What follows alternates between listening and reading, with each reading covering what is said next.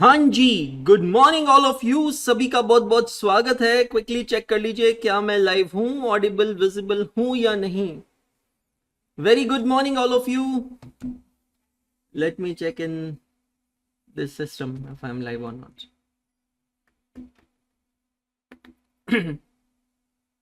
Token is corrupt,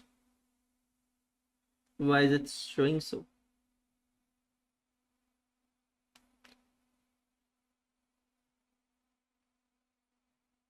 oops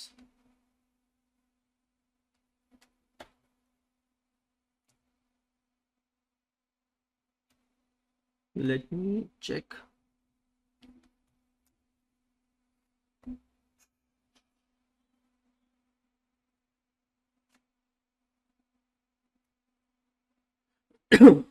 yep, I'm live. Very good morning, सभी का बहुत बहुत स्वागत है। नमस्कार, गुड मॉर्निंग, सत श्री अकाल, आदाब। और आज है एकदम धमाकेदार चीज। टैन टैन अरे सर ये क्या है? एकाग्रता की टी शर्ट में आज कैसे हो गया वापस? अरे भैया देखो, होता क्या है, बात बहुत सिंपल है। लोग ना सेलिब्रिटीज की टी शर्ट्स पहनते हैं। Virat Kohli, Ronaldo, Lionel Messi, सबकी टी शर्ट्स पहनते हैं।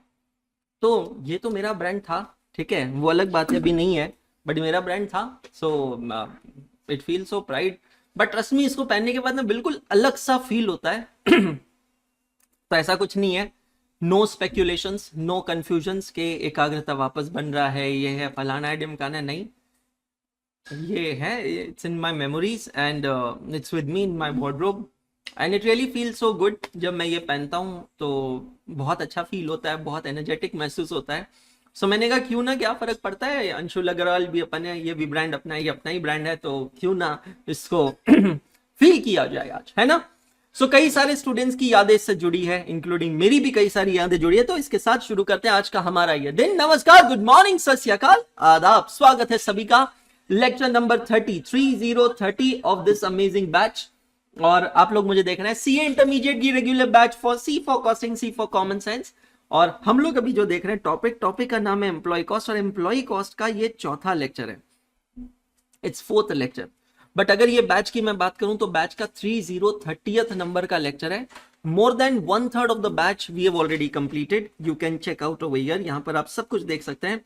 बहुत खूबसूरती से बैच चालू हुआ था 16 मार्च को, और आज है 15 अप्रैल। एक महीना हो गया है बैच को चालू होकर, और बराबर हमने एक महीने में बहुत सिस्टमैटिकली, बहुत डिसिप्लिन तरीके से हमारे सिलेबस को हम खत्म करते जा रहे हैं। मेंटरशिप सेशन हुआ, रिवीजन सेशंस हुए, चैप्टर वाइज टेस्ट यहाँ पर अपलोड होने वाली है। मतलब मैंने आपसे कहा था कि कल तक टेस्ट पेपर्स अपलोड हो जाएंगे। मटेरियल कॉस्ट और सर्विस कॉस्टिंग और एम्प्लॉय कॉस्ट का भी मैं अपलोड कर दूंगा। एक एक कंसेप्ट को समझ रहे हैं, डिटेल में देख रहे हैं, और उसके बाद में पीवाईक्यूज भी सॉल्व कर रहे हैं। क्वेश्चन बैंक आप लोगों के पास है। आप लोगों को कोई भी टेक्निकल डाउट्स है तो हमारा जो डाउट सॉल्विंग ग्रुप है, आप बिंदास उस पर डालिएगा। I will definitely more than happy to answer your queries. और पर्सनल कोई भी प्रॉब्लम हो तो you can definitely DM me, ठीक है। कल की क्लास बहुत सही रही, हमने डिस्कशन किया ओवर टाइम के ऊपर। मैंने आपको कंपनी के पे स्ट्रक्चर के बारे में बताया कि सीटीसी किसे कहते हैं, इनहैंस सैलरी किसे कहते हैं, क्या होता है प्रोविडेंट फंड किसे कहते हैं, पेंशन फंड, ईएसआई क्या होता है। फिर मैंने आपको वापस कहा था क्वेश्चन नंबर 3 एक बार री अटेम्प्ट करें, जो उससे पहले वाले दिन का होमवर्क था। We understood about the labour remuneration system, incentive structures के बारे में हमने समझा कि हम टाइम रेट वेजेस दे सकते हैं, हम पीस रेट वेजेस दे सकते हैं, और मोर देन दैट हम एक कंपोजिट स्ट्रक्चर बना सकते हैं, डिवाइस कर सकते हैं, जहां पर हम हमारे लेबर्स को कुछ फिक्स देंगे, कुछ वेरिएबल देंगे डिपेंडिंग ऑन देयर परफॉर्मेंस। और फिर वहां हमने देखा था कि हाल से और रोवन, ये दो सिस्टम्स के ऊपर हमने बात की थी। मैंने आपको ये भी बताया था कि बहुत सारे ऐसे मेथड्स पहले थे सिलेबस में, लेकिन अब सिलेबस में नहीं है। कुछ नाम मैंने आपको वहां लिखवाए थे। We did question number 6, 7 and 8 on it. Homework was 12 and 13। तो कुल मिलाकर अभी हम 3 क्वेश्चंस चेक करेंगे। क्वेश्चन नंबर 3 चेक करेंगे, फिर 12, फिर 13। उसके बाद आज की क्लास हाल से रोवन के नाम है, वापस हाल से रोवन के बहुत सारे कुछ अलग टाइप के क्वेश्चंस हम लोग प्रैक्टिस करने वाले हैं। एंड देन या 2 और लेक्चर्स का ये टॉपिक बचा है। प्लस हमें पीवाईक्यूज भी करने हैं, तो ये चीज बिल्कुल मत भूलिएगा। PYQs is definitely on our chart. Notes बहुत खूबसूरती से बन रहे हैं। क्लास खत्म होते ही ये पीडीएफ में आप लोगों के साथ एलएमएस पे आपके साथ शेयर कर दूंगा, आप लोगों को मिल जाएंगे। ये पूरा मेरा कल का एक्सप्लेनेशन आप लोगों के पास है। क्वेश्चन नंबर 3 फटाक से देख लेते हैं। क्वेश्चन नंबर 3 में यहाँ पे दो वर्कर्स हैं ए और बी, ध्यान से देखिएगा। पे स्ट्रक्चर दिया है, बेसिक दिया है, डीए दिया है, contribution to PF, contribution to ES और ओवर टाइम दिया है 10 घंटे का। और यहाँ पर आपसे कहा है कि normal working hours for the month are 200 but over time is paid as a twice of normal wages. इसके ऊपर हमने कल चर्चा की थी। Employers contribution and ESI and provident fund are equal rate with employees contribution. तो ये deduction में एम्प्लॉयर एम्प्लॉय दोनों का डिडक्शन आता है। अब ये जो दो वर्कर्स हैं इन्होंने कुल मिलाकर 3 अलग अलग जॉब्स पे काम किया है, जॉब एक्स वाई जी पे। तो किसने कितना परसेंट डिवोट किया है वो काम पे, वो हमको यहाँ पर दिया। तो बेसिकली ए ने जितना परसेंट, ए की टोटल हम वेजेस निकालेंगे, अर्निंग्स निकालेंगे, वो टोटल अर्निंग्स का 40% जो है that will be the cost attributable to job X, 30% to job Y and 30% to job Z. Similarly for worker B we are going to do same way. लेकिन अब यहां एक चीज जो गौर करने वाली है वो ये है कि वर्कर ए ने 10 घंटे ओवर टाइम किया है, ठीक है, लेकिन ये ओवर टाइम कौन से जॉब के लिए हुआ है वो देखना जरूरी है। तो यहां पर कहा है over time was done on job Y. तो अब मैं जब जॉब वाई की लेबर कॉस्ट या एम्प्लॉय कॉस्ट कैलकुलेट करूंगा तो मुझे उसमें वर्कर ए के नॉर्मल वेजेस के साथ साथ वर्कर ए के 10 घंटे के ओवर टाइम वेजेस भी कंसिडर करना है। तो फर्स्ट कम फर्स्ट हम यहां पर क्या करेंगे, हम यहां पर उसकी टोटल अर्निंग्स निकालेंगे और उसको फिर डिवाइड करके आर्ली अर्निंग्स निकालेंगे। तो वर्कर ए के बेसिक और डीए दिया है ए और बी का, सिंपल पुट द वैल्यूज, है ना, 10,000, 50%, 5,000, 16,000, 50% 8,000। Employees contribution to PF and ESI यहां पर दिया गया है 8%, 2%, 8%, 2% किस पे दिया, on basic wages. So be very specific, do not take basic plus DA when you are asked to calculate only on basic. Let's stick to basic. You got the total earnings divided by normal working hours per month are 200. You got hourly earnings of A are 80 rupees and B is of 128 rupees. I hope यहाँ तक तो सबका हुआ होगा. Now my dear friends, you have to prepare a statement showing allocation of the labor cost of the total earnings between the 3 jobs. तो ये जो 3 अलग अलग जॉब हैं, जैसे कि मैंने आपसे कहा था कि एडवोकेट के केस में क्लाइंट्स हो सकते हैं, सीए के केस में क्लाइंट हो सकते हैं, डॉक्टर के केस में पेशेंट्स हो सकते हैं, इंटीरियर डेकोरेटर के केस में 3 अलग अलग प्रोजेक्ट्स हो सकते हैं ना। ये 3 अलग अलग जॉब्स हैं। अब ए ने क्या किया है, ध्यान से देखना, 200 घंटे थे टोटल, 200 घंटे का 40% कैलकुलेट करें, 200 का 40% होता है 80 आवर्स। तो ए ने 80 आवर्स का टाइम दिया है जॉब एक्स पे, 30% मतलब 60 hours on job Y and 60 hours on job Z. तो हम लोग क्या करेंगे, हमें ए का नॉर्मल आर्ली रेट पता चल गया है 80 रुपए घंटे। तो हम क्या करेंगे, 200 इंटू 40% जो भी हमने निकाला 80 घंटे इंटू 80 रुपए, that is the labour cost attributable to job X. I hope it is clear. A ने 60 आवर्स दिए हैं जॉब बी पे, जॉब वाई पे, 60 इंटू 80। अब रुकना, इसके अलावा यहां पर कुछ और है। इसके अलावा यहां पर क्या कहा है, over time is paid at the double of the total normal wage rate and dearness allowance. बच्चा यहां गलती क्या करेगा, ए ने जॉब वाई पे 10 घंटे का ओवर टाइम किया है, बच्चा गलती करेगा ये 80 रुपए को ना इंटू 2 कर देगा, 160 रुपए कर देगा। ये एक्सीडेंट पॉइंट है, अपघाताचा वळण, ध्यान रखना, ये मत करना। क्वेश्चन ने क्या कहा है, over time is paid at double the total of normal wages and dearness allowance. तो अगर मैं ए के नॉर्मल वेजेस देख रहा हूं तो वो है 10,000 बराबर है, और डियरनेस अलाउंस है इसका 50% मतलब 5,000 बराबर है, टोटल होता है 15,000। और इसका मैं आर्ली रेट निकालता हूं, 200 घंटे इसका नॉर्मल टाइमिंग है, 15,000 डिवाइडेड बाय 200 घंटे, तो वो आर्ली रेट होता है 75 बराबर है कि नहीं। ओवर टाइम का क्या बोल रहे हैं भाई लोगों, ओवर टाइम का बोल रहे हैं कि बेसिक और डीए का जो आर्ली रेट होता है ना उसका डबल देने का, इंटू 2 करने का, बोले तो यहां पर 150 रुपया देने का। ये एक्सीडेंट पॉइंट मार्क करना इस क्वेश्चन का, है ना। फिर जॉब जी में 60 आवर्स इंटू 80 रुपीज। सिमिलरली हम वर्कर बी के जॉब टोटल 200 आवर्स को अलोकेट करेंगे इन तीनों जॉब्स में, और आर्ली रेट हमने क्या निकाला ऊपर वाली टेबल में 128 rupees. So accordingly we'll get to know that the total statement showing allocation of the labor cost is as under। अब मैं अगर चाहूं, कंप्लीटली ऑप्शनल, अगर मैं चाहूं तो मैं यहाँ पे एक टोटल कॉलम भी बना सकता हूं, तो मुझे job wise total labour cost मिल जाएगी। जैसे कि अगर मैं जानना चाहता हूं कि जॉब एक्स की टोटल लेबर कॉस्ट कितनी है, अब जॉब एक्स पे दोनों लेबर्स काम कर रहे हैं, ए और बी, तो 6400 ए की और 12800 बी की। तो मैं यहां पर आराम से लिख सकता हूं कि भैया यहां पर ये होता है 19,200 रुपए। आप समझ रहे हो मेरी बात? कंप्लीटली ऑप्शनल है। Is it asked in the question? पढ़ लो एक बार। Calculate the earnings of A and B and allocate the employ cost to each job. ये थोड़ी बोला है कि calculate the labour cost for the individual jobs. अगर बोला होता था तो I am just adding a permutation over here.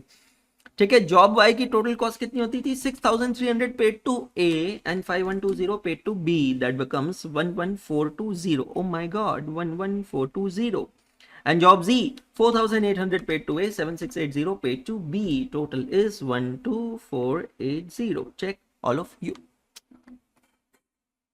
Check all of you. Is that clear? So we could have done that way if the question would have asked us to do that. Statement showing earnings और in hand wages. तो in hand wages में क्या होगा भैया? जो इन्होंने total पैसा कमाया है उसमें डिडक्शंस होंगे। डिडक्शंस क्या क्या होंगे? एम्प्लॉयर कॉन्ट्रीब्यूशन और एम्प्लॉय कॉन्ट्रीब्यूशन, ये दोनों यहाँ पे डिडक्शन होता है। चेक कीजिएगा सभी जने। मतलब भाई मैं सिंपल तरीके से बताऊं, ये 16,000 रुपए यहाँ पर कमाया है, यहाँ 16,500 क्यों आया? 1,500 रुपए ओवर टाइम वेजेस का। तो आप इस तरीके से भी कैलकुलेट कर सकते हैं।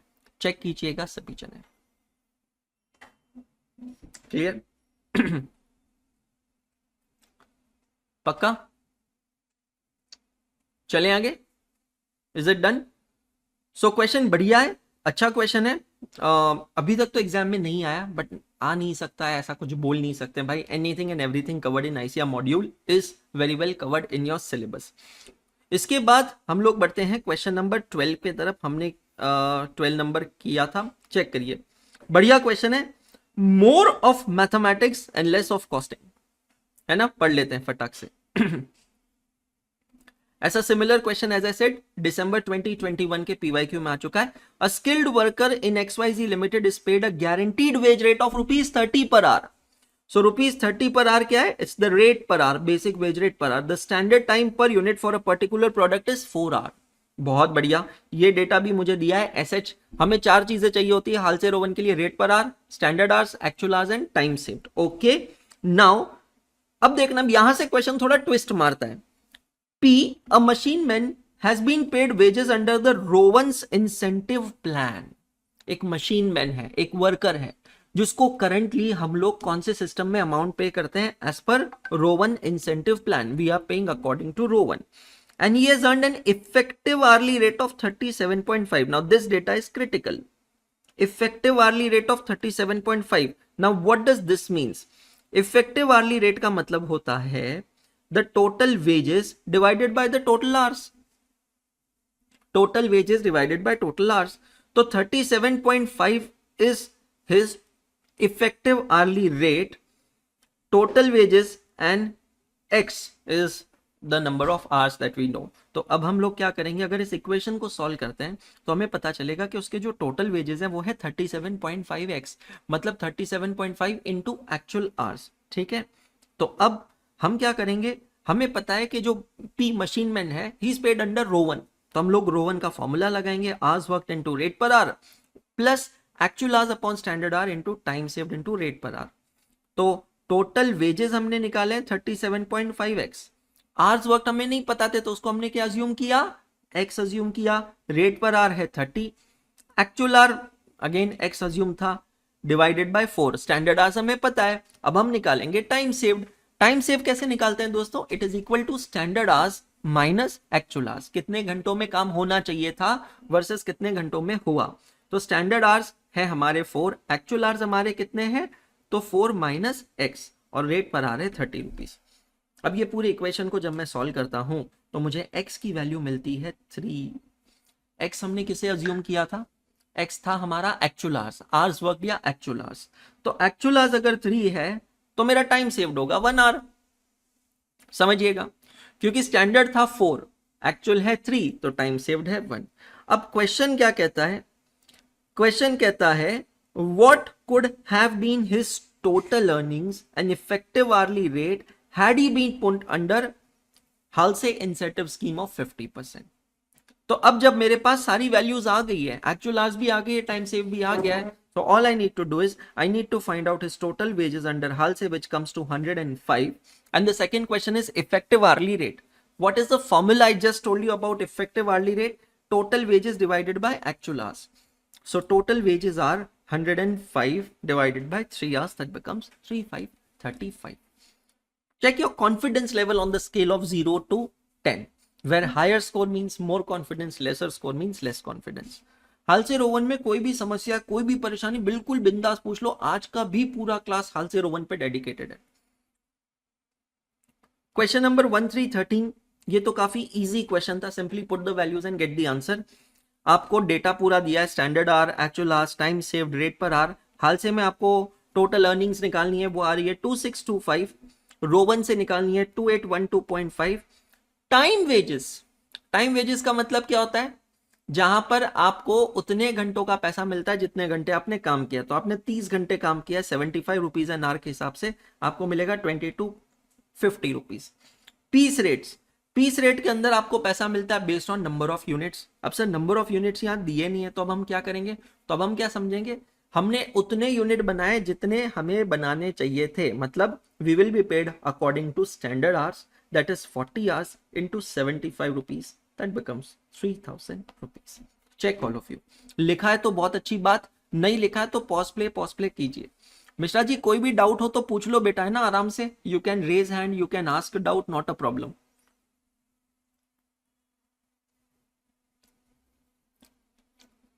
आज ना बिल्कुल समझ लो सीमेंट लगानी है हालसे रोवन के ऊपर एकदम. अभी भी जो पूरे क्वेश्चंस हम करने वाले हैं ना, they are going to be very manipulative questions on Halsey and Rowan. तो कोई भी डाउट हो ना तो बिल्कुल आराम से बिंदास पूछ लो कि सर ये समझ नहीं आया, या सर यहां पर कंफ्यूज हो गए थे और मैंने अभी जब होमवर्क एक्सप्लेन किया तब समझ में आ गया, तो कोई प्रॉब्लम नहीं है. Let's put yourself for test in today's class. Let's see what more we can do over here. चलिए आगे. ओके, फटाक से करते हैं शुरू, बढ़ते हैं आगे. चलिए, let's come to question number 9. All of you come with me to question number 9. अब आप देख रहे हो इसका कोई रेफरेंस नहीं है, मतलब ये आपके मॉड्यूल का क्वेश्चन नहीं है. हूं तुम्हारू मॉड्यूल नु क्वेश्चन नती मोटा भाई, समझी गई हो? हाँ, तो मजा आएगा ये क्वेश्चन करके, है ना.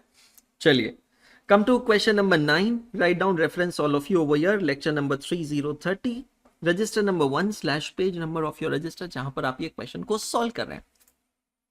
ये छोटी छोटी आदतें बाद में बहुत बड़ा इंपैक्ट करती है. जब भी क्लासेस खत्म हो जाएगी, टेस्ट के लिए पढ़ाई करोगे, टेस्ट सीरीज के लिए पढ़ाई करोगे, एग्जाम्स के लिए पढ़ाई करोगे, you need not waste your time in actually playing treasure hunt with your register and your textbook के ये क्वेश्चन का सोल्यूशन कहां पर है. It's everything readily available with you, है ना. चलो, from the data given below, calculate the comparative works cost. Now this is a new term for you because we are yet to do the topic of cost sheet, so you'll understand. Calculate comparative work cost for the job for a job in factory A and factory B. तो हमारा कोई एक काम है, कोई job है जो हम दो अलग अलग फैक्ट्रियों से करवाते हैं. ऐसा होता है काफी बार, आप अलग अलग लोकेशंस पे अपनी फैक्ट्रीज रखते हैं ना, तो आपको उसकी वर्क्स कॉस्ट कैलकुलेट करनी है. वर्क कॉस्ट क्या होता है ये अभी मैं आपको बताऊंगा, एक एक कर देखेंगे. अब माइंड में इसका फॉर्मेट डिजाइन करते हैं. इसका फॉर्मेट क्या बनेगा? तो सर एक स्टेटमेंट बनेगा जिसमें बनेगा पर्टिकुलर्स का कॉलम, और क्योंकि मुझे दोनों की कंपैरेटिव कॉस्ट निकालनी है तो दोनों के कॉलम्स बनेंगे, फैक्ट्री ए और फैक्ट्री बी. तो समझ लीजिए तकरीबन 6 से 7 लाइन का फॉर्मेट बनेगा, पर्टिकुलर्स और 2 column factory A and factory B. Question 9/AAA/3.9. Question 9/AAA/3.9. Amazing.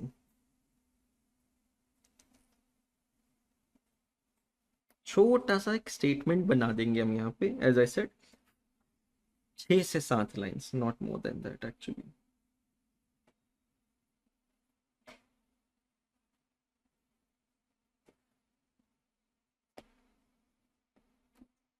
और इसको हम टाइटल देंगे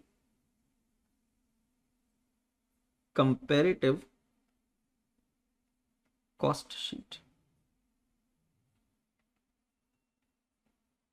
factory A, factory B, particulars.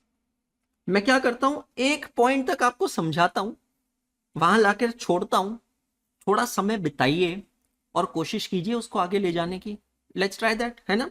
चलिए, सबसे पहले क्या कहा है एक फॉर्मूला समझ लेते हैं यहां पर जो आपके काम आएगा। ध्यान से देखिएगा, मैं इसको साइड में लिख लेता हूं यहां पर।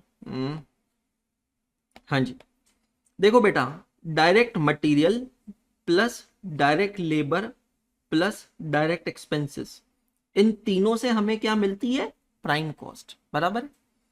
प्राइम कॉस्ट के अंदर जब मैं ऐड करता हूं फैक्ट्री ओवरहेड्स, हमने देखा है ओवरहेड्स, अब ओवरहेड्स भी अलग अलग टाइप के होते हैं, तो उसमें से एक टाइप होता है फैक्ट्री ओवरहेड्स।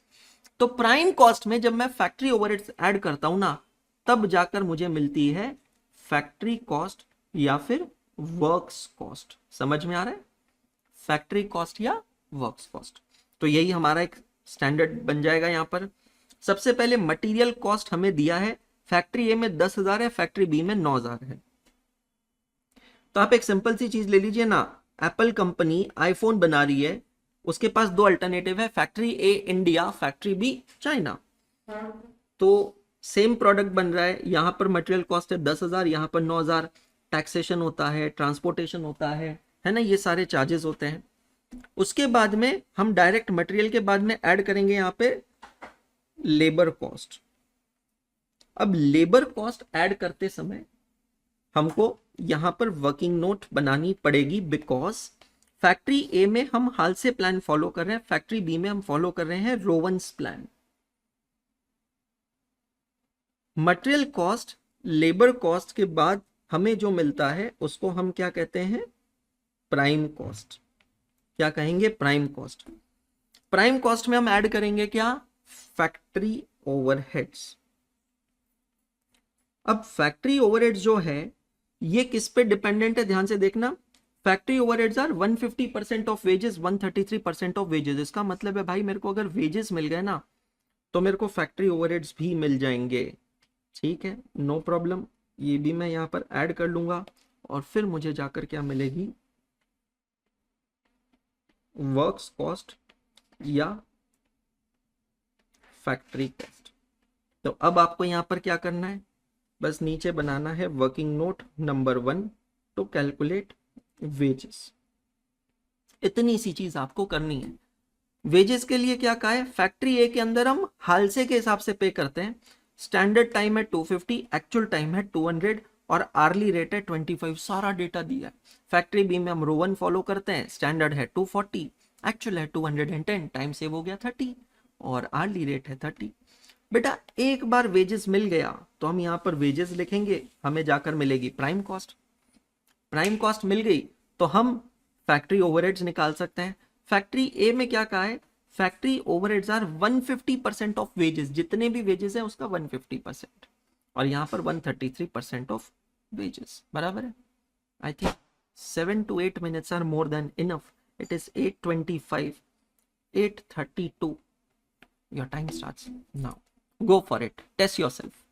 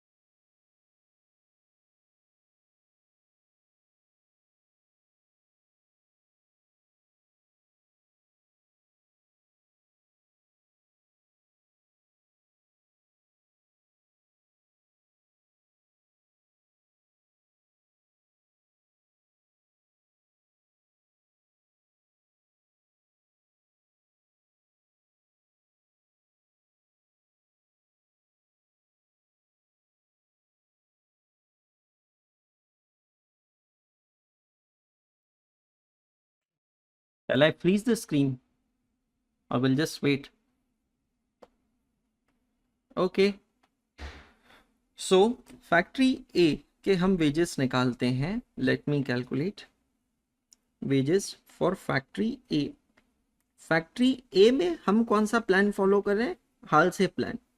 सिंपल है, put the values gate the answer. Hours worked कितने हैं? 200 आवर्स और रेट पर आर है 25 plus 50% of time saved into rate पर आर. अब यहाँ पे 250 घंटे का काम 200 घंटे में हुआ है, तो 50 घंटे आपने सेव किए हैं इनटू रेट पर आर. तो ये हो गया आपका फाइनल आंसर, है ना.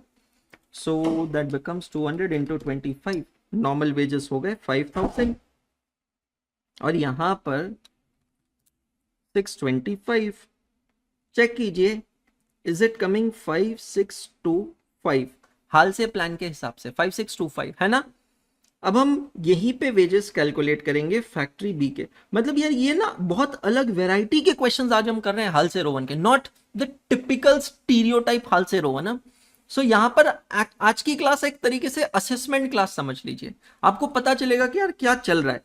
डेटा देख लेते हैं एक बार. 240 घंटे का काम 210 घंटे में और 30 रुपए का रेट है. ठीक है, 210 into 30 plus actual hours upon standard hours into time saved into rate per hour. Okay, so 210 into 30 ये हो गया 6300, है ना. आवर्स वर्क का मतलब क्या होता है? Actual hours. अब यहां पर 30 into 30 900 into 21 divided by 24 787.5 plus 6300, तो ये होता है 7087.5. अब इस क्वेश्चन में अगर आप देखोगे ना, सबसे क्रिटिकल ये दो फिगर्स ही है. एक बार आपको लेबर कॉस्ट मतलब वेजेस मिल गए 5625 और मैं चाहूं तो यहां राउंड ऑफ कर सकता हूं 7087.5. क्या गलती कर दी आपने झिलमिल? 7087 मैं कर सकता हूं, 7088 मैं कर सकता हूं या 7087.5 भी मैं रख सकता हूं. तो मुझे प्राइम कॉस्ट मिल जाएगी 15,625 और यहाँ 16,087. चेक करते चलो क्या गलती की है बेटा, बताओ, ताकि उसको मैं एटलीस्ट मुझे पता चले वे यूर गोइंग रॉन्ग, है ना. ये चीज ध्यान से देखो. मतलब आज तो 10 on 10 हो जाना चाहिए भैया, हाल से रोवन खत्म. अब देखो, factory overheads are 150% of wages. 150% of wages, तो 150% ऑफ 5625 और यहां पर 133% है ना. Yes, 133% of 7087.5. तो हमें एग्जैक्ट वेजेस पता है 5625 का 150% मतलब 1.5 गुना. तो ये होता है 8437.5. 8437.5 ओमिट कर सकते हैं, 8438 भी कर सकते हैं. तो इसकी वर्क्स कॉस्ट कितनी आ गई? 24,062. चेक करेंगे सभी जने. अब हम आते हैं फैक्ट्री बी में. 7087.5 हमारे वेजेस हैं, उसका 133%, तो 9426 आ रहा है क्या? चेक करेंगे सभी जने. 9426 है ना. Very good. उसमें 16087 ये आएगा 25,513. 25,513. Check all of you.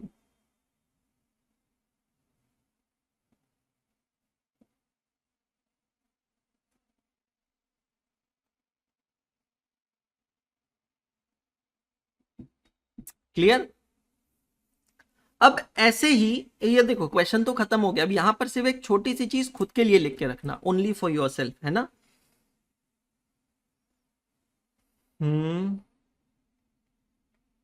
Those overheads which are incurred on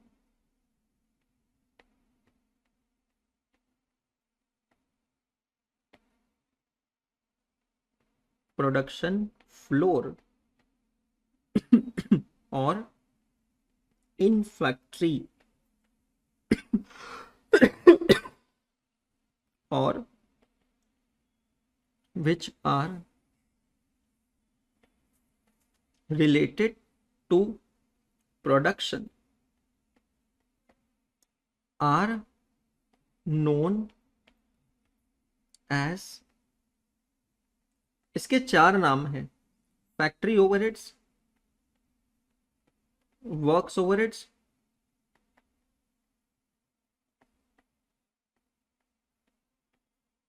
manufacturing overheads या फिर प्रोडक्शन ओवरहेड्स। एक सिंपल सा एग्जांपल देता हूं, ये सिर्फ इसलिए लिख रहे हैं ताकि, देखो डिटेल में तो हम लोग देखेंगे बट अभी सिर्फ इसलिए लिख रहे हैं ताकि एग्जैक्टली क्लिक हो जाए कि इसका मतलब क्या होता है ना। एग्जांपल है salary of watchman standing at factory gate. पर सर वॉचमैन को जो सैलरी देते हैं क्या वो एम्प्लॉय कॉस्ट में नहीं आएगी सर? वॉचमैन को जो हम पैसा पे करते हैं sir, will it not come under employ cost? It will certainly come under employ cost. लेकिन अब सोचो, salary paid to watchman, is it the direct cost और इज ही डायरेक्ट लेबर और indirect labour? Sir direct labour मतलब जो directly production में involve होता है, वॉचमैन डायरेक्टली प्रोडक्शन में इन्वॉल्व नहीं है तो इनडायरेक्ट लेबर। तो salary paid to watchman certainly ये लेबर कॉस्ट है, लेकिन ये कौन सा लेबर है? Indirect labour. और जिधर इनडायरेक्ट लेबर बनता है वो क्या बन जाता है? ओवरहेड बन जाता है। अब ओवरहेड्स 4 टाइप के होते हैं, production overheads, administration overheads, selling overheads, distribution overheads. हमारा अगला चैप्टर ही यही है ना, ओवरहेड्स, मैंने आपको बताया था, हम देखेंगे। तो इन चारों में से salary paid to watchman standing at the factory gate is related to production, therefore it is which overhead? Factory overheads or production overheads, also known as works overheads, also known as manufacturing overheads। तो अभी के लिए ना बस इतना सा एक point लिख के रखा ना तो लाइफ सॉर्टेड हो जाएगी, इजी बन जाएगी। Check all of you.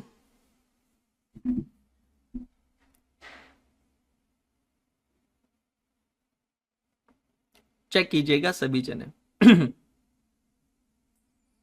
Clear? Any doubts anyone? बिल्कुल बिंदास पूछ लीजिए भाई लोगों।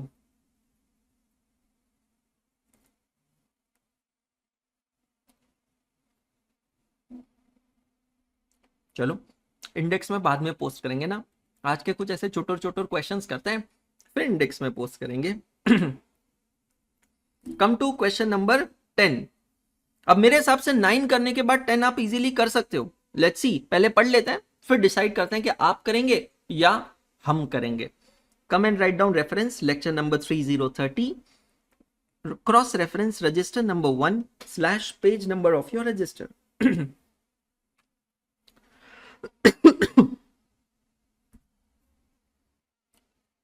एक ट्राई तो मेरे हिसाब से जनरली करना चाहिए, यहां पर लिख लीजिएगा सिमिलर टू क्वेश्चन नंबर 9। पढ़े? पहले पढ़ते हैं एकदम ब्रॉड माइंडेडली, फिर रफ बुक अपने पास रेडी रखो, कोशिश करेंगे, देखते हैं।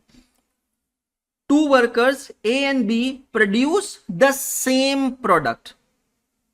पिछले क्वेश्चन में 2 फैक्ट्री थी, यहां पर 2 वर्कर्स हैं बट दोनों सेम प्रोडक्ट बना रहे हैं यूजिंग सेम मटेरियल। तो let's take an example, hypothetically ये कैलकुलेटर है, ये एक प्रोडक्ट है। अब ये कैलकुलेटर मैं 2 अलग अलग वर्कर से बनाता हूं, वर्कर ए से वर्कर बी से, ठीक है? दोनों यही कैलकुलेटर बना रहे हैं। ऑब्वियसली अब ये कैलकुलेटर बना रहे हैं तो इसको यूज करने के लिए मटेरियल भी सेम लगेगा और मटेरियल कॉस्ट भी सेम होगी। There normal wage rate is also same. Normal wage rate का मतलब क्या होता है? Early rate. वो जो रेट पर आर होता है ना, वो भी दोनों का सेम है।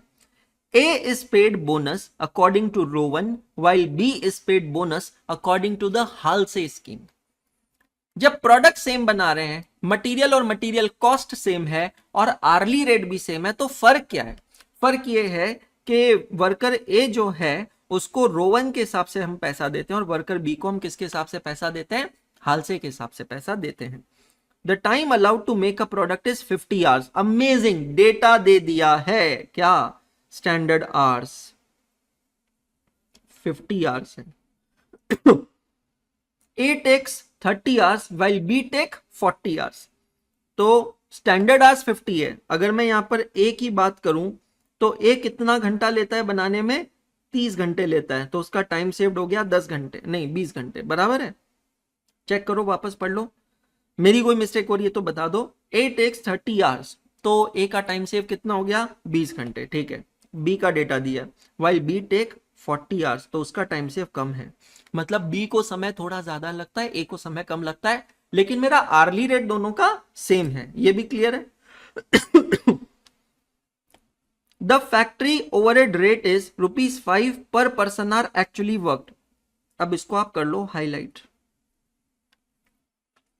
अगला चैप्टर ही हमारा ओवरहेड्स. तो आप देख रहे हो धीरे धीरे आपको अब हर क्वेश्चन में ओवरहेड्स सुनाई दे रहा है. अभी ये जो 9 नंबर का हमने क्वेश्चन किया था, यहां पर फैक्ट्री ओवरहेड्स का एब्जॉर्प्शन क्या था? एब्जॉर्प्शन मतलब फैक्ट्री ओवरहेड्स को किस बेसिस पे आप चार्ज करते हो. तो factory overheads they were absorbed as percentage, some percentage of direct wages या डायरेक्ट लेबर. बराबर है. फैक्ट्री ए में कहा था 150% ऑफ लेबर, फैक्ट्री बी में कहा था 133% ऑफ लेबर. सिमिलरली यहां पर एब्जॉर्प्शन का क्राइटेरिया क्या है? The factory overhead rate is ₹5 per hour actually work. मतलब factory overheads is equal to actual hours into ₹5.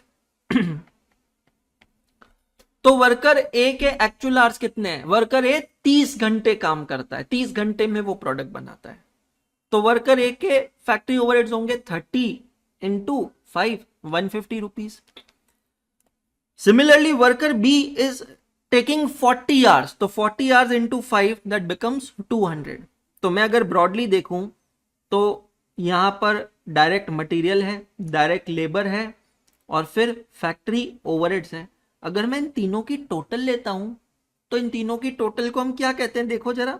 Direct material, direct labour और फैक्ट्री ओवरहेड्स, इन तीनों की टोटल को हम क्या कहते हैं? Factory cost. अब यहां पर क्वेश्चन चेंज होता है.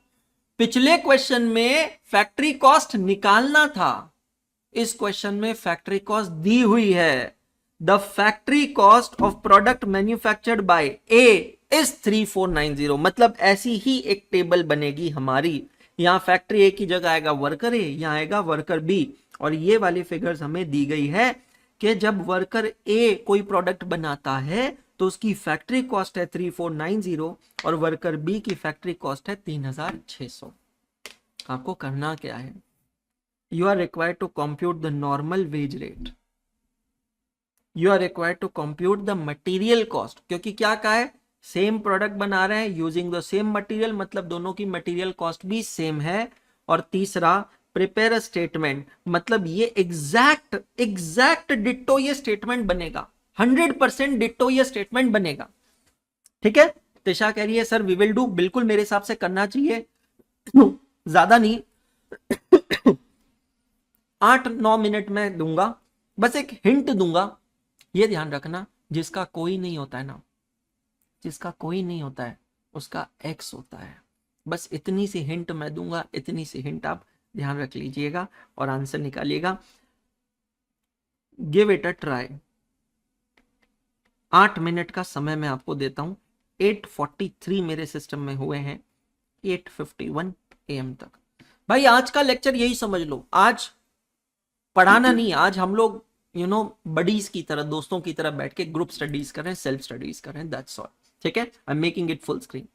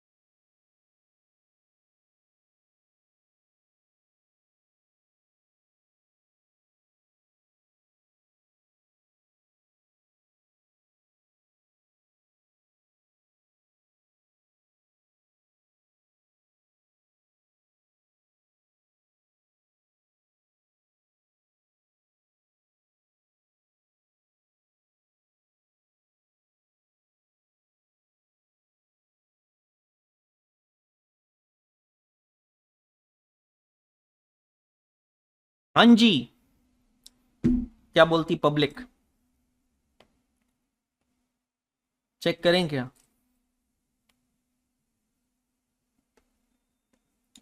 क्वेश्चन बहुत बढ़िया है, अच्छा है, इजी क्वेश्चन है। I can see some answers over here, good.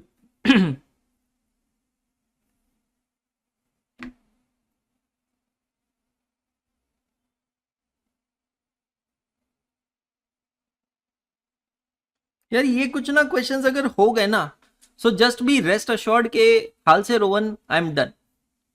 अब मुझे कोई चिंता करने की जरूरत नहीं है as far as Halsey Rowan concept are concern.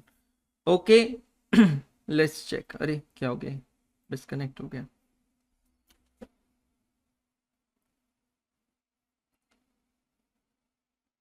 Yup, check कीजिएगा। अब देखो क्वेश्चन का स्टार्टिंग पॉइंट, पहले आंसर्स चेक कर लो। मटेरियल कॉस्ट इज 2500, जो यहां पर क्वेश्चन पूछा है, material cost is 2500। Calculate the normal wage rate, rate पर आर आपको निकालना है। So normal wage rate, rate पर आर कितना है, कैसे निकालेंगे? तो नॉर्मल वेज रेट का आंसर आ रहा है 20 रुपीज 20 पर आवर। और फिर हमने बना दिया स्टेटमेंट। अब मैं इसको पूरा एक्सप्लेन करता हूं, ध्यान से देखना भाई लोगों। सिंपल सी चीज है, दो अलग अलग वर्कर सेम यूनिट बना रहे हैं, सेम प्रोडक्ट बना रहे हैं यूजिंग द सेम मटेरियल। तो इसका मतलब है कि लिहाजा दोनों की मटेरियल कॉस्ट सेम होगी, तो मैं उसको y अज्यूम कर लेता हूं। कितना? y। और फिर मुझे इनके डायरेक्ट वेजेस चाहिए, ठीक है। फैक्ट्री ओवरहेड कॉस्ट में डायरेक्टली निकाल सकता हूं, वो वैल्यूज मुझे पता है because it is actual hour multiplied by 5 rupees, तो वहां पे भी प्रॉब्लम नहीं है। अब वेजेस मैं कैसे निकालूंगा? Worker A is paid wages under row 1, hours worked into rate per hour. We have assume rate per hour as x because we don't know it, and actual hours upon standard hours into time saved into rate per hours. तो ये आता है 42x, तो इसको मैं यहां पर लेता हूं 42x, है ना। तो direct material y plus direct wages 42x gives you prime cost plus 150 is equal to factory cost. तो यहां से एक इक्वेशन हमें मिलेगा। सिमिलरली वर्कर बी जो है उसको हालसे के हिसाब से पेमेंट किया जाता है अकॉर्डिंग टू हालसे। हालसे का फॉर्मूला क्या हुआ? Hours worked into rate per our plus 50% of time saved into rate per hour. तो ये कैलकुलेशन बनती है 45x। ये सबका हुआ क्या, यहां तक चेक कर लो। Were you able to do till here 45x? Check कर लो। एक बार ये आपका हो गया तो फिर आपके पास दो इक्वेशंस है ना। मतलब यहां पर इक्वेशन क्या क्या बन रही है? y plus 42x plus 150 equals to 3490, है ना। मतलब हमने इक्वेशन क्या बनाया कि भैया total cost is equal to direct material plus direct labour plus factory overheads. तो 3490 is equal to y plus 42x plus 150।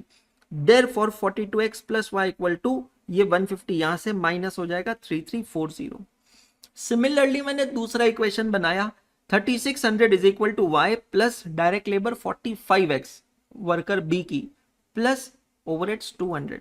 तो ये मुझे दो इक्वेशन मिले, साइमल्टेनियस इक्वेशंस हो गए। इन साइमल्टेनियस इक्वेशंस को मैंने सॉल्व किया तो मुझे x की वैल्यू मिल गई 2020।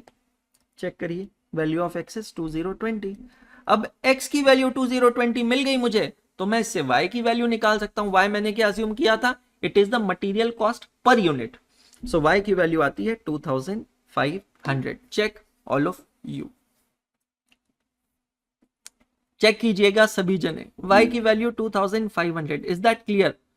मतलब मैं फिर से वही कह रहा हूं कि आज का हमारा जो ये पूरा क्लास है, it's an additional practice class on Halsey and Rowan. Check all of you.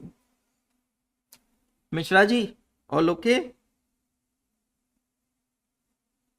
एक बार जरा बताओ ना, गलती क्या हो रही है मिश्रा जी, मुझे ये समझना है। Actually I really want to no.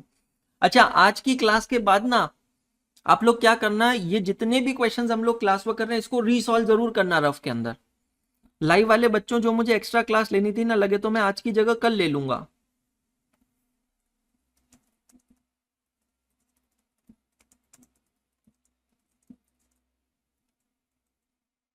Okay, मैं ये लिख देता हूं।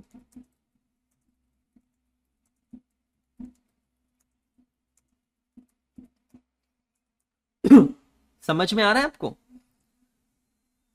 क्लियर? चलो इंडेक्स में भी नहीं, एक और क्वेश्चन करते हैं, बस एक क्वेश्चन और and then today's class is done. हाँ जी, कम टू क्वेश्चन नंबर 1414। ये वाला जो क्वेश्चन है ये स्टडी मटेरियल का प्रैक्टिकल क्वेश्चन नंबर 1 है, ध्यान से देखिएगा। ICAI स्टडी मटेरियल का प्रैक्टिकल क्वेश्चन नंबर 1 है और ये सेम क्वेश्चन जनवरी 2021 की एग्जाम में पूछा गया। सर जनवरी 21 में कहाँ जनवरी में एग्जाम होती थी? बिल्कुल सही सोचो बेटा, 2020 में कोविड आया था, मई 2020 की एग्जाम कैंसिल हो गई थी, नवंबर 2020 में एग्जाम हुई थी, नवंबर 20 में भी कोविड पीक पे ही चल रहा था, तो काफी ऐसे बच्चे थे जिनको एग्जाम के दौरान कोविड हो गया था। तो इंस्टीट्यूट ने ऐसे बच्चों से कहा कि आप नवंबर 20 की एग्जाम को ऑप्ट आउट कर सकते हैं और बिना एग्जामिनेशन फीस भरे हम आपकी एक एडिशनल एग्जाम कंडक्ट कर लेंगे कुछ दिनों बाद, और आप चाहें तो फिर वो एग्जाम देकर उसको क्लियर कर सकते हैं। और फिर वो एग्जाम कंडक्ट हुई 24 जनवरी 2021 से for a special attempt for the opt out students, and that is exactly what's the Covid attempt. तो बहुत अच्छा क्वेश्चन है, सॉल्व करते हैं, मजा आएगा। सभी जने यहाँ पर आएंगे, रेफरेंस लिखेंगे lecture number 3030 register number 1 / page number over here. ये हम लोग साथ में करेंगे, विल डू टुगेदर, है ना। चलिए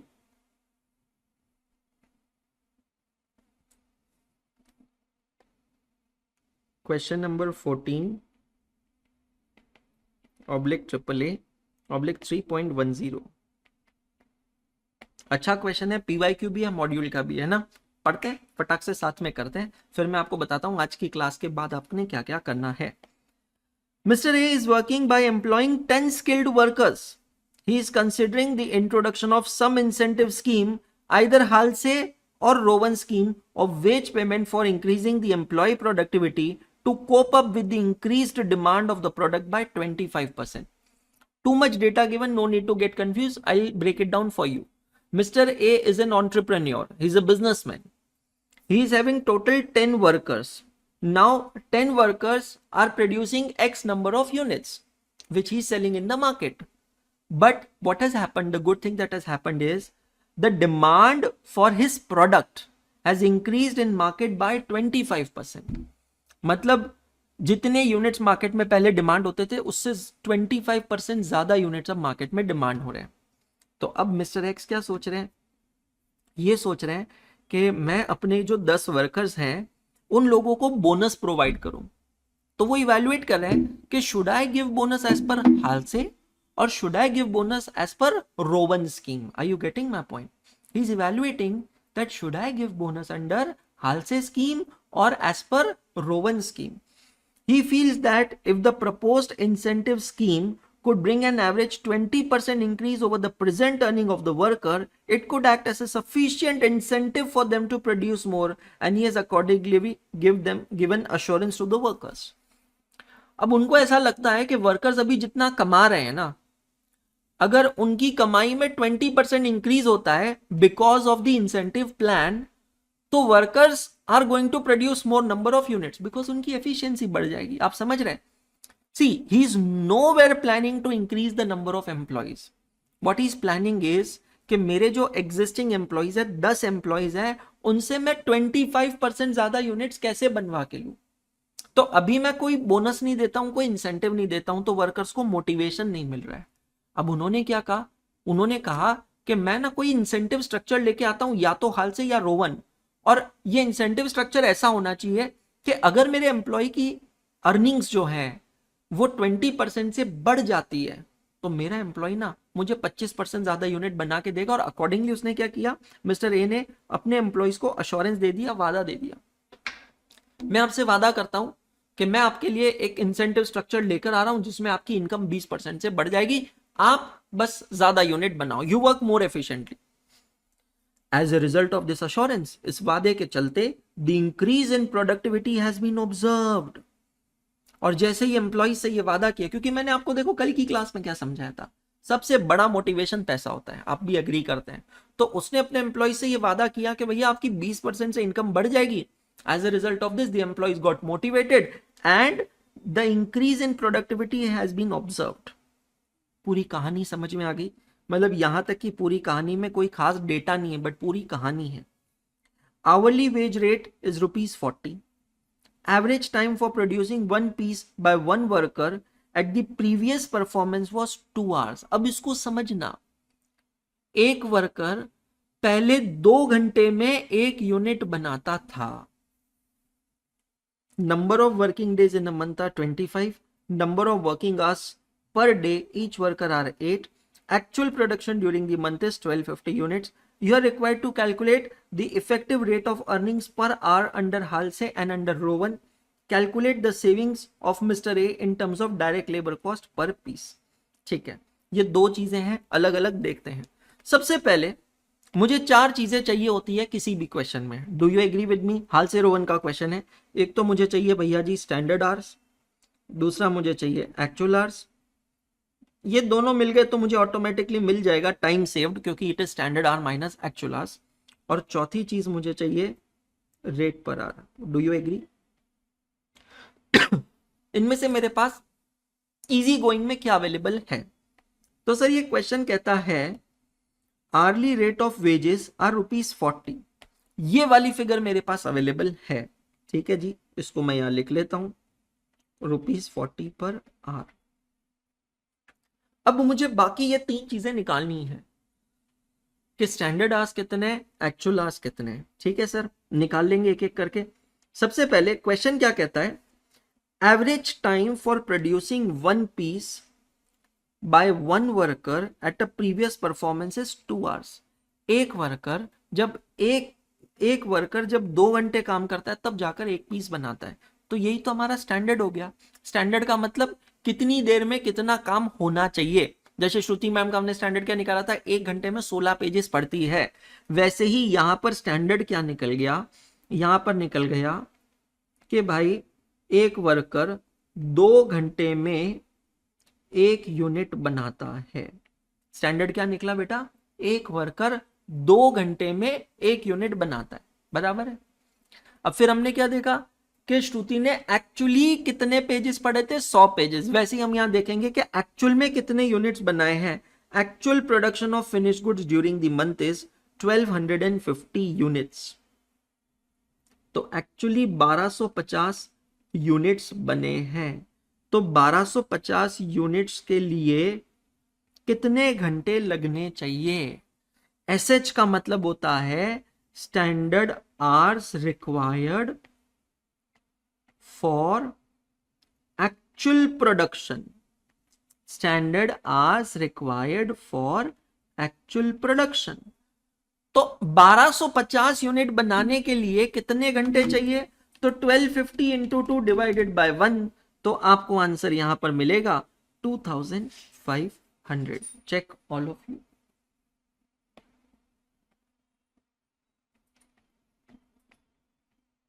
चेक ऑल ऑफ यू। ये क्लियर हुआ आप लोगों को?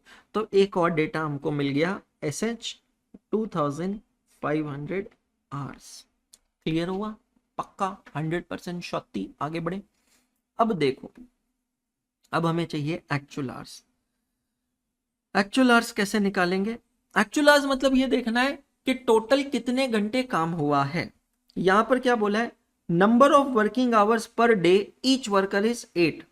मतलब एक वर्कर एक दिन में 8 घंटे काम करता है। 8 आवर्स पर डे पर वर्कर। ठीक है, हम ये पूरा कैलकुलेशन एक महीने का कर रहे हैं बेटा। तो एक महीने में कितने दिन काम हो रहा है जरा देखो। याद करो, सर्विस कॉस्टिंग में हम ऐसे ही निकालते थे ना, डिस्टेंस पर trip into number of trips into number of days into number of months and so on. तो 25 दिन काम होता है इनटू 25 डेज। और ऐसे हमारे पास कितने वर्कर्स हैं? 10 वर्कर्स हैं। तो यहां से हमें एक्चुअल आवर्स मिलेंगे। एक वर्कर एक दिन में 8 घंटे काम करता है। एक वर्कर एक महीने में 25 दिन काम करता है।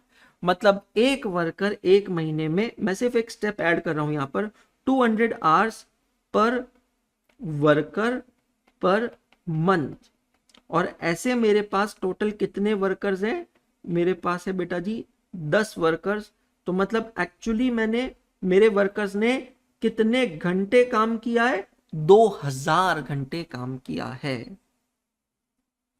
मतलब मेरे 10 वर्कर्स ने मिलकर 2000 घंटे काम करके 1250 यूनिट फिनिश गुड्स के बनाए हैं। समझ में आ रहा है?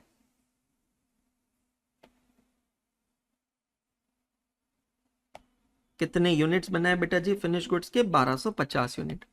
तो अब मेरे पास एसएच आ गया, हाँ जी। अब मेरे पास एएच आ गया, हाँ जी। तो टाइम सेव कितना होगा? 500 आवर्स का। चेक कर लो, how much will be time saved? 500 hours. Check all of. Clear हुआ? सारा डेटा आ गया। अब पहला क्वेश्चन पढ़ते हैं। Calculate the effective rate of earning per hour under Halsey and Rowan. Effective hourly rate मतलब total earning divided by actual hours. ठीक है, नो प्रॉब्लम, कैलकुलेट करते हैं। सबसे पहले हम लोग यहां पर निकालेंगे what are the total wages under Halsey. कि हाल्से के हिसाब से टोटल वेजेस होते कितने हैं। ठीक है, तो ये हो गया hours worked 2000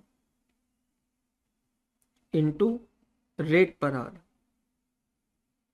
hours worked into rate per hour. Halsey में हम बोनस कितने परसेंट देते हैं? 50%।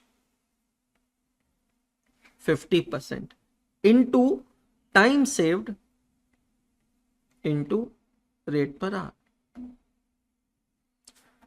तो 2000 इंटू 40, बेसिक वेजेस यहां पर हो गए 80,000 रुपए, और बोनस हो गया 10,000 रुपए। टोटल वेजेस हो गए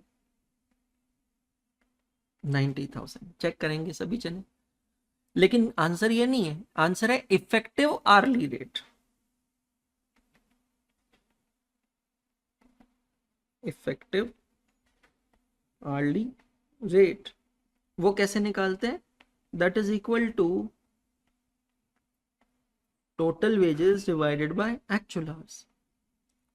सो 90,000 डिवाइडेड बाय 2000 hours.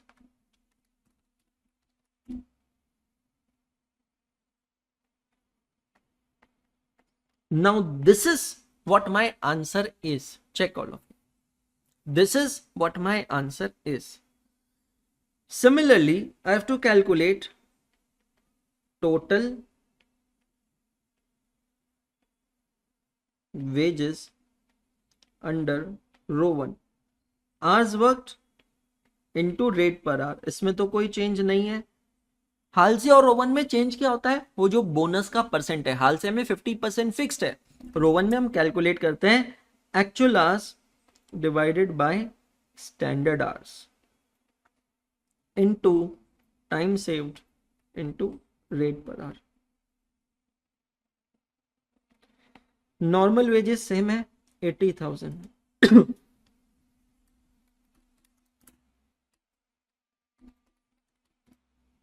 और यहां पर ये हो गया 16,000।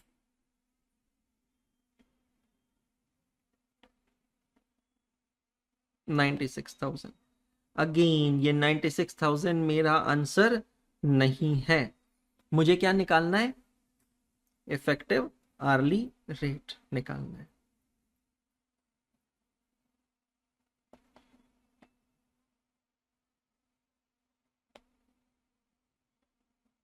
$96,000 divided by 2,000, it becomes ₹48 per hour. Now this is the first part of the question. Check all of you. This is the first part of the question. Check all of you.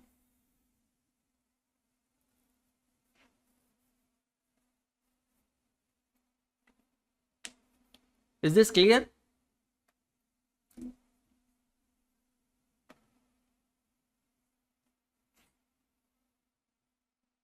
Easy है। जितनी भी possible permutation combinations थी ना हाल से Rowan की, वो आज हम खत्म कर लेंगे क्लास वर्क और होमवर्क के थ्रू, है ना। चलो अब सेकंड क्वेश्चन क्या पूछा है इसका समझो। Calculate the saving to mister A. Mister A कौन है? The entrepreneur, businessman. In terms of direct labour cost per piece under the schemes. इसका मतलब क्या, क्वेश्चन समझो पहले। इसका मतलब ये है कि मिस्टर ए को एक यूनिट की पहले कितनी लेबर कॉस्ट लगती थी और अभी कितनी लेबर कॉस्ट लग रही है, और शायद अभी कम लग रही है, तो आपको वो बताना है कि कितनी कॉस्ट कम लग रही है, मतलब what is the cost saving. ठीक है, सेकंड पार्ट हम निकालते हैं। तो हम लोग सबसे पहले क्या करेंगे, we will calculate existing labour cost per piece. Sir existing में क्या है, एग्जिस्टिंग लेबर कॉस्ट में क्या है, एग्जिस्टिंग लेबर कॉस्ट में मिस्टर ए अपने किसी भी एम्प्लॉय को कोई भी इंसेंटिव नहीं दे रहा है। प्लीज अंडरस्टैंड, इंसेंटिव्स देना चाहते हैं, they are evaluating either to give incentive under Halsey और to give incentive under Rowan, but presently कोई इंसेंटिव्स नहीं दे रहे हैं। तो प्रेजेंटली वो अपने हर वर्कर को 40 रुपए घंटे के हिसाब से पे करते हैं और एक यूनिट बनाने में उनको 2 घंटे लगते हैं। मतलब एक यूनिट की लेबर कॉस्ट 80 रुपए नहीं होगी क्या, एक बात बताओ मेरे को। Existing labour cost per piece is equal to, can I say hours, या मैं टाइम रिक्वायर्ड पर यूनिट लिखता हूं, that is equal to time required per unit multiplied by hourly rate. एक यूनिट बनाने में एक वर्कर को 2 घंटे लगते हैं, 2 आवर्स पर यूनिट लगते हैं, और उनका आर्ली वेज है ₹40 पर आवर। मतलब एट प्रेजेंट मिस्टर ए को एक यूनिट बनाने में कितनी लेबर कॉस्ट लगती है बेटा जी, 80 रुपए यूनिट लगती है। चेक कर लीजिएगा क्लियर हुआ क्या, पक्का।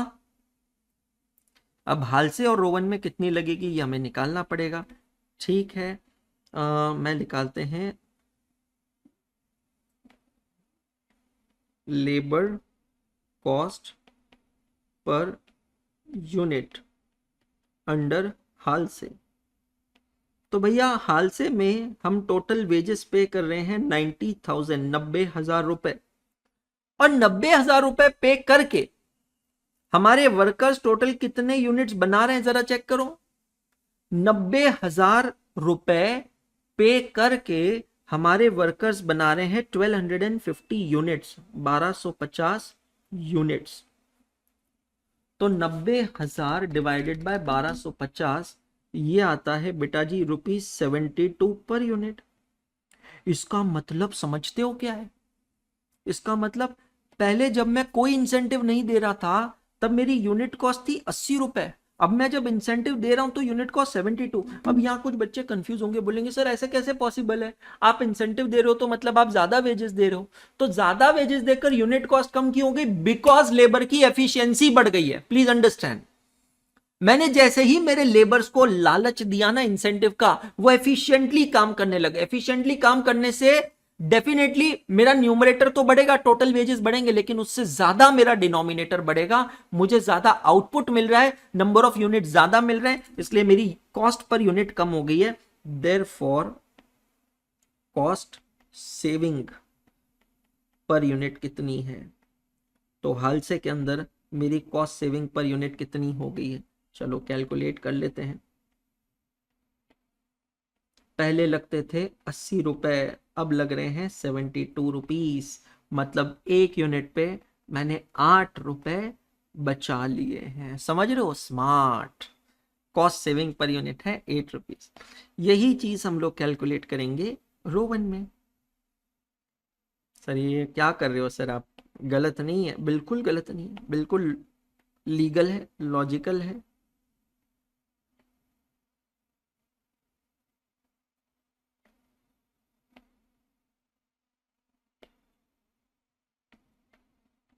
रोवन, हाल से रोवन मेरी जान, कर ले हमसे एक बार प्यार की मीठी बातें जान।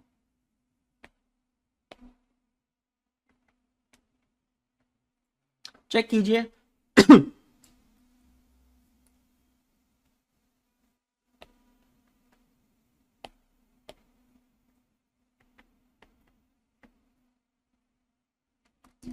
तो यहां हमारी कॉस्ट सेविंग हो रही है 3. 20 per unit. Check all of you.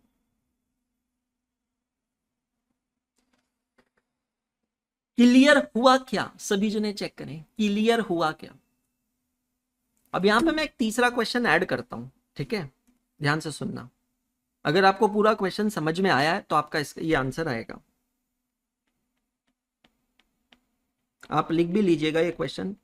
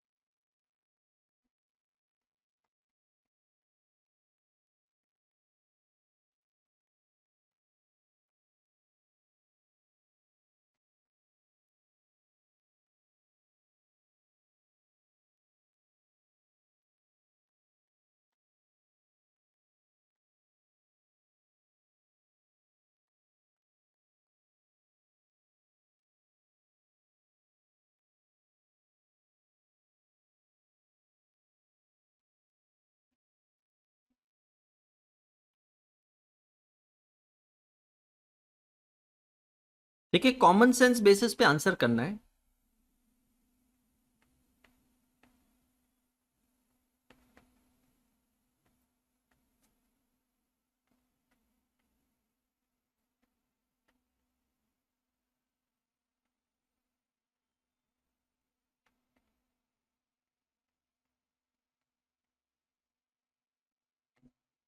तुम मुझे खून दो, मैं तुम्हें आजादी दूंगा, ऐसे नेताजी सुभाष चंद्र बोस ने कहा था, ठीक है?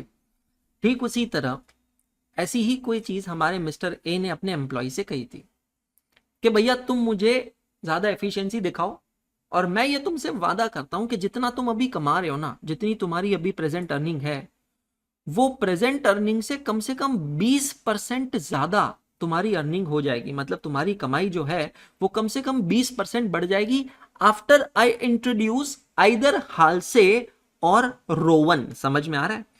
मेरे हाल से या रोवन इंट्रोड्यूस कर लेने के बाद में आपकी जो अर्निंग है कम से कम 20% बढ़ जाएगी। अब आपको मुझे ये बताना है, कैलकुलेशन सारी आपके पास है, आपके रजिस्टर्स में है। आपको ये बताना है कि under which method, whether it is Halsey or under Rowan, under which method is his assurance getting fulfilled?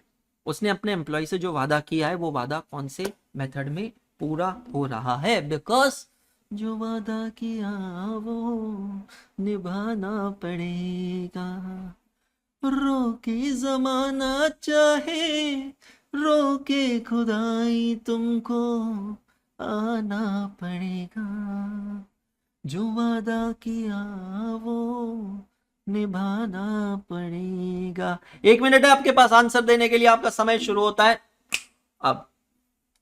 Time मैं यहां पे मॉनिटर कर रहा हूं, इस पे एमसीक्यू भी बन सकता है। एमसीक्यू के लिए बहुत ही धांसू क्वेश्चन है, बहुत ही जबरदस्त क्वेश्चन है। ट्रैकर मैं अपडेट करता हूं।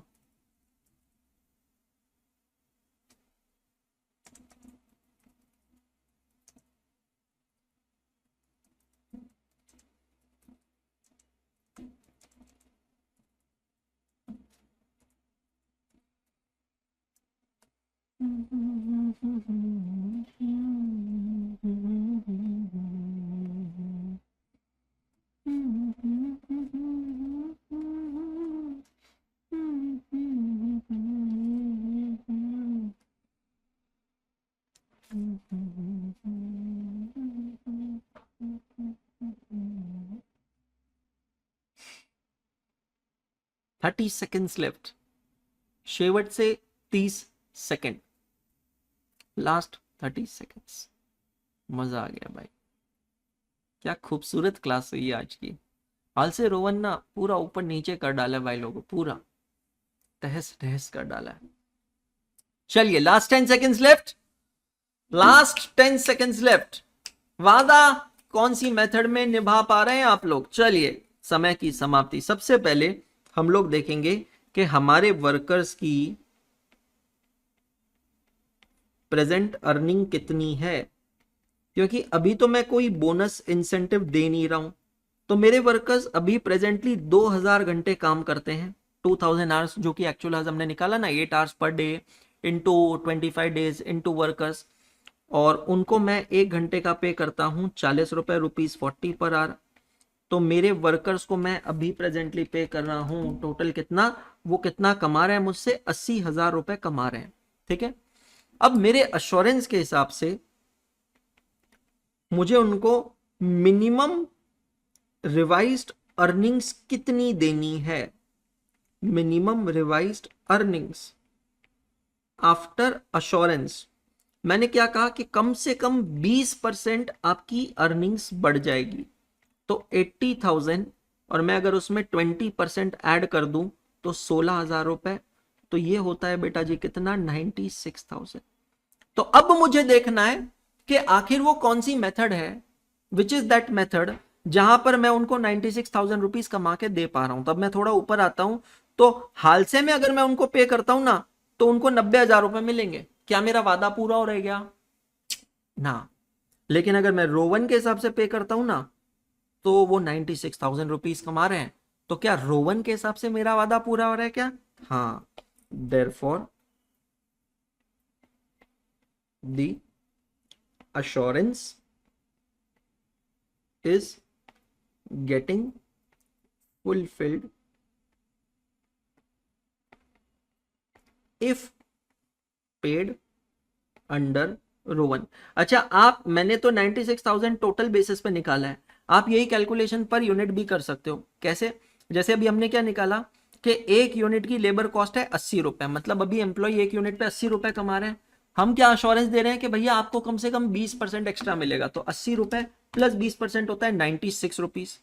तो हम उनको ये कहना चाह रहे हैं भैया तुम्हें फायदा होना चाहिए, है ना? तो अकॉर्डिंगली भी मैं निकाल सकता हूं, मैं आर्ली रेट के हिसाब से भी निकाल सकता हूं। मल्टीपल तरीके हैं, किसी भी तरीके से मैं यहां पे आंसर निकाल सकता हूं। चेक कीजिएगा, बस जस्ट ऐसा क्वेश्चन आया माइंड में तो मैंने यहां पे लिखवा दिया।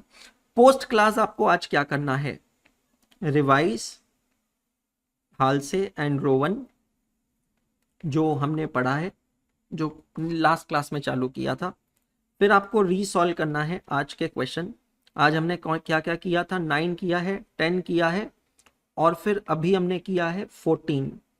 ये सब करने में ना मेरे को लगता है पर्सनली मैक्सिमम 20 मिनट आप पकड़ लो, इससे ज्यादा नहीं लगेंगे। रफ में करना है, कोई फॉर्मेट वॉर्मेट बनाना नहीं है। फैक्ट्री कॉस्ट की जगह एफसी लिखो, लेबर की जगह डीएल लिखो, है ना, मटेरियल की जगह एम लिखो, कोई फर्क नहीं पड़ता है, सिर्फ कैलकुलेशन खोपड़िया में बैठना चाहिए। ये सब हो जाने के बाद आपको आज के करने हैं homework, question number 15 and question number 11, 15 and 16। 3 questions में आपको होमवर्क दे रहा हूं, एक बार क्विकली दिखा देता हूं। क्वेश्चन नंबर 11, जो क्वेश्चन मॉड्यूल के है ना वो पहले करना, मॉड्यूल से चेक करना। This is your homework of lecture number 30। Module का इलस्ट्रेशन नंबर 9, इसको सॉल्व करना है, मॉड्यूल से चेक करना है, ठीक है? अगली क्लास में तो हम देखेंगे। फिर नंबर 15 और 16 ये भी छोटे छोटे क्वेश्चंस हैं, मॉड्यूल के क्वेश्चन है। Homework of lecture 30, homework of lecture number 30। तो अब पहले पूरा रिवीजन करोगे, उसके बाद में होमवर्क करोगे 11, 15, 16। इसके लिए आप पकड़ लो, मैक्सिमम पकड़ रहा हूं, एकदम एकदम मैक्सिमम 30 मिनट। तो टोटल आपका होमवर्क कितनी देर का हो गया, 50 मिनट का होमवर्क हो गया। तो जो भी आज हमने क्लास में किया है, जो समय हमें लगा है तकरीबन 1.5 घंटा, 90 मिनट्स, मैक्सिमम 45 से 50 मिनट और दे दिए ना, एकदम पक्का हो जाएगा ये कंसेप्ट आपका, है ना, एकदम क्रिस्टल क्लियर हो जाएगा। ठीक है, चलिए, थैंक यू सो मच बच्चा पार्टी। 2 से 3 लेक्चर्स का ये टॉपिक और बचा है और ये टॉपिक हमारा खत्म हो जाएगा। पीवाईक्यूज हम कवर करेंगे, पिछले 6 पीवाईक्यूज, मई 24 से जनवरी 26 तक के पीवाईक्यूज यहाँ क्लास में हम लोग सॉल्व करेंगे। Thank you so much, good day, शब्बा खैर।